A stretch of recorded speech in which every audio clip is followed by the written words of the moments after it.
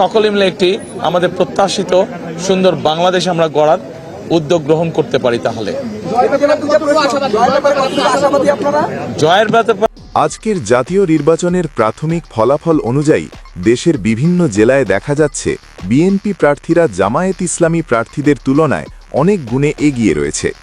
ভোটের ধারা এবং জনগণের সমর্থন স্পষ্টতই দেখাচ্ছে যে বিএনপি শক্ত অবস্থান নিয়ে নির্বাচনে প্রতিদ্বন্দ্বিতা করছে।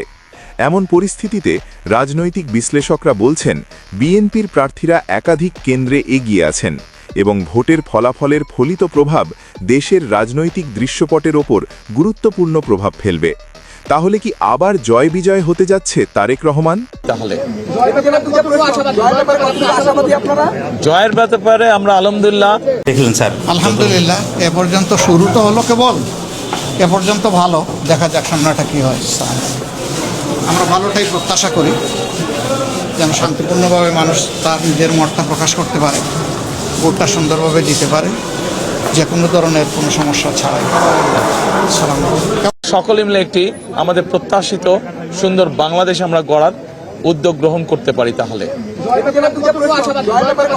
সো দর্শক, আজকের এই ভিডিওটি এই পর্যন্ত। যদি ভিডিওটি ভালো লেগে থাকে তাহলে ভিডিওতে একটি লাইক, একটি কমেন্ট আর অবশ্যই চ্যানেলটি সাবস্ক্রাইব করতে ভুলবেন না।